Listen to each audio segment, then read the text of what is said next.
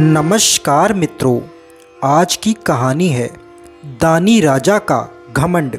और चैनल पर नए हों तो चैनल को अवश्य सब्सक्राइब करें। दोस्तों, यह कहानी बहुत ही ज्ञानवर्धक और प्रेरणादायक है, तो कृपया करके कहानी पूरी सुनिए। यह कहानी प्राचीन काल की है।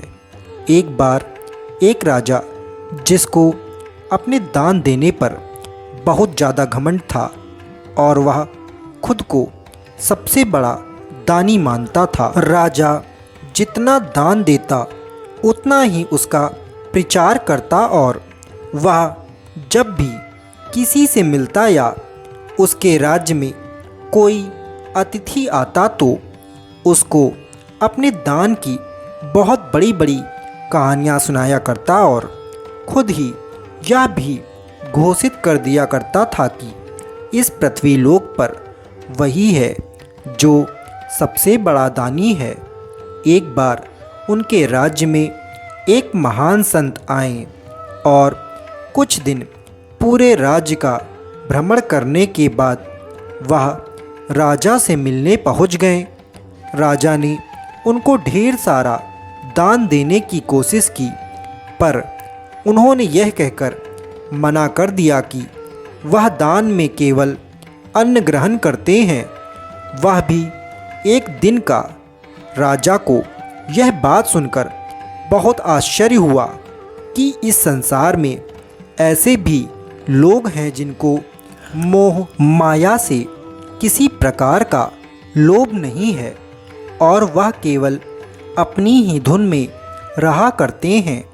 राजा ने उन संत को अपने महल पर भोजन के लिए बुलाया और अपने दान की बातें फिर करने लगे।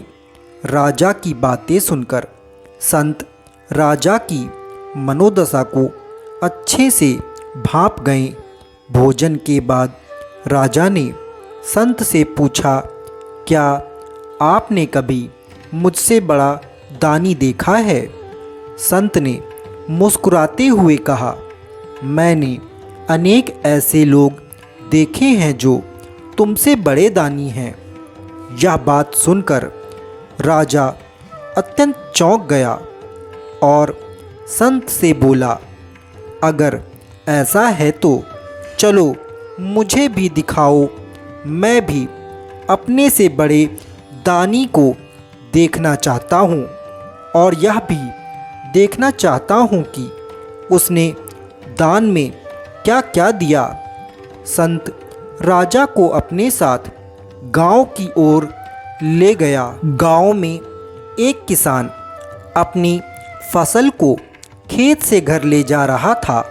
संत ने उस किसान से कहा कि मुझे अपने शिष्यों के भोजन के लिए आपकी फसल का आधा हिस्सा चाहिए, क्या आप मुझे यह दान में दे सकते हो? किसान ने मुस्कुराते हुए संत से कहा, आप जितना चाहो उतना ले जाइए संत जी। राजा ने अकड़ कर कहा, लगता है इस बार फसल बहुत अच्छी हुई है। किसान ने बड़ी विनम्रता से कहा, महाराज नहीं, इस बार फसल पहले की तुलना में बहुत कम हुई है और इस फसल में मुश्किल से मेरे परिवार का गुजारा हो पाएगा। राजा फिर गुस्से में बोला, तो फिर तुमने यह फसल दान में देने के लिए हामी क्यों भर दी? किसान बोला, इस फसल से मेरे परिवार का गुजारा तो नहीं होने वाला, लेकिन अगर इस फसल से संत के शिष्यों का पालन हो जाए तो इससे अच्छी कोई बात नहीं हो सकती और मेरे परिवार का पालन पोषण करने के लिए ऊपर वाला स्वयं है, वह किसी को भूखे नहीं मरने देगा। थोड़ा आगे चलकर संत एक फल बेचने वाले के पास राजा को ले जाते हैं और उससे कहते हैं कि जो भी कमाई आज हुई है, क्या आप मुझे दे सकते हैं? इसको मैं धार्मिक काम में लगा दूंगा। और आपके सारे परिवार का कल्याण होगा। फल वाला मुस्कुराते हुए बात मान जाता है और कहता है, अगर आपको कुछ और पैसे की ज़रूरत है तो मैं घर जाकर ले आता हूँ। संत महाराज, मेरा घर पास में ही है। राजा उस फल वाले से कहता है, तुमको तो बहुत मुनाफा हो रहा है, तभी तो तुम इतना मोटा पैसा दान में दे रहे हो।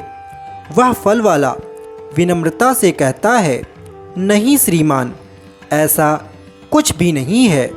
मैं तो बहुत घाटे में चल रहा हूँ, पर मुझे लगा इन संत को पैसों की बहुत आवश्यकता है, इसीलिए मैं इनको ये पैसे दान दे रहा हूँ।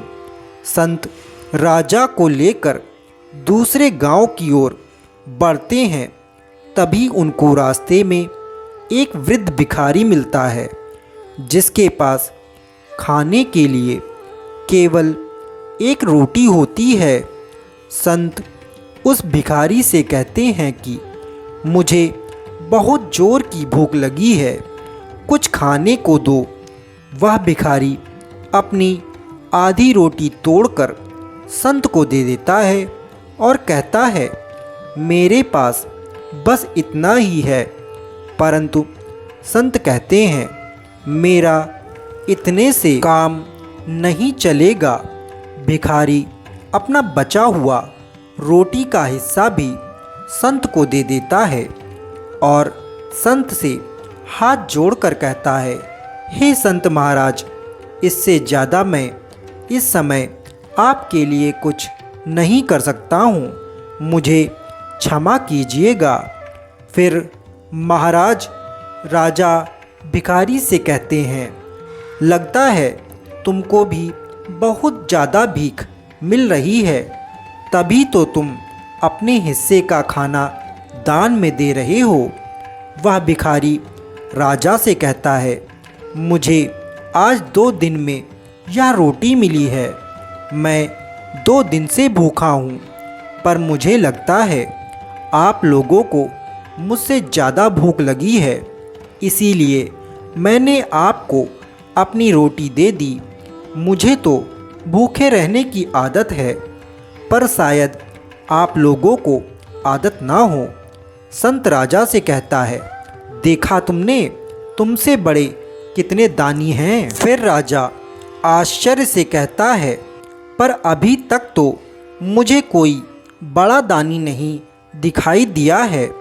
आपने बस एक किसान दिखाया है जिसने थोड़ा सा अनाज दान दिया, एक फल वाला दिखाया जिसने बहुत कम पैसे दिए, और एक भिखारी जिसने एक रोटी दान दी।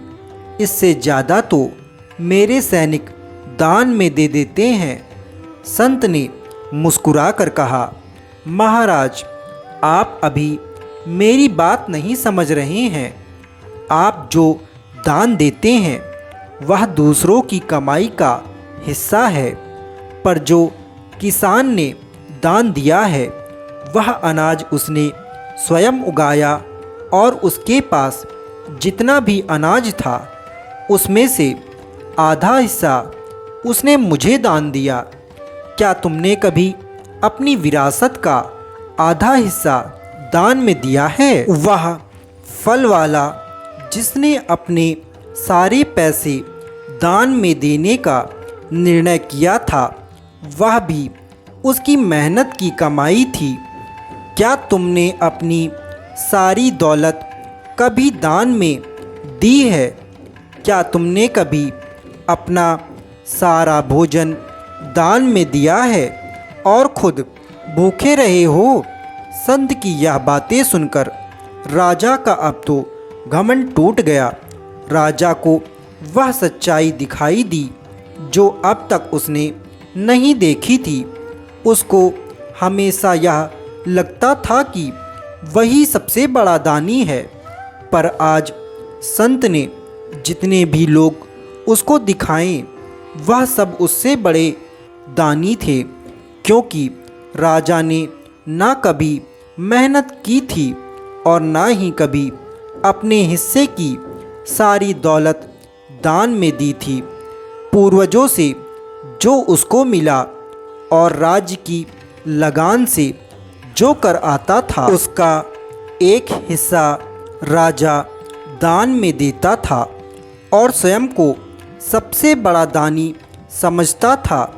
इस कहानी से हमें यह सीख मिलती है कि हमें कभी भी किसी बात पर घमंड नहीं करना चाहिए। अगर हम कुछ दान दे रहे हैं या अपनी पूंजी का कुछ हिस्सा भले कार्य में लगा रहे हैं तो हमें उसका ढिंढोरा पीट कर किसी को नहीं बताना चाहिए। एक पुरानी कहावत में कहा गया है, असल दान वही है जो एक हाथ से देने पर दूसरे हाथ को पता न लगे। दान असंख्य पापों को नष्ट कर देता है। जो दानी अपनी कीर्ति गाथा गाने को उतावला हो उठता है वह दान नहीं रह जाता, अपितु अहंकार एवं आडंबर मात्र रह जाता है। दान का प्रत्येक कार्य स्वर्ग पथ पर गतिशील होने का एक चरण है। भूखा रहकर जो दूसरों को खाना खिलाए और खुद प्यासा रहकर जो दूसरों को पानी पिलाता है उससे बड़ा दानी कोई नहीं है। दान वो नहीं कि अगर आपका पेट भरा है और आपके पास कुछ खाते खाते खाने के लिए कुछ बच गया तो आपने बचा हुआ किसी गरीब को दे दिया और सोचा कि मैंने बहुत पुण्य का काम कर दिया, मैंने दान किया है।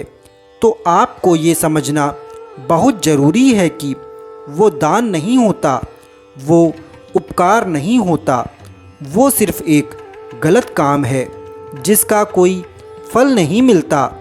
दान उसे कहते हैं कि जब आपको भूख लगी हो और आपके सामने कोई दूसरा भी भूखा हो और आप खुद ना खाकर उसे देते हो।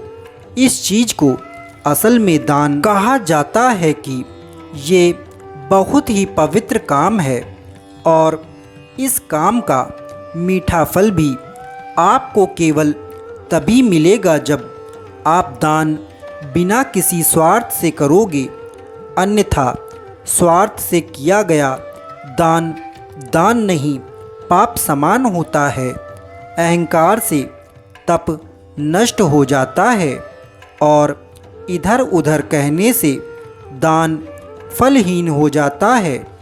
जो दान अपनी कीर्ति गाथा गाने को उतावला हो उठता है वह दान नहीं रह जाता, अपितु अहंकार एवं आडंबर मात्र रह जाता है। जैसे बादल पृथ्वी से जल लेकर फिर पृथ्वी पर बरसा देते हैं, वैसे ही सज्जन भी जिस वस्तु को ग्रहण करते हैं उसका दान भी करते हैं।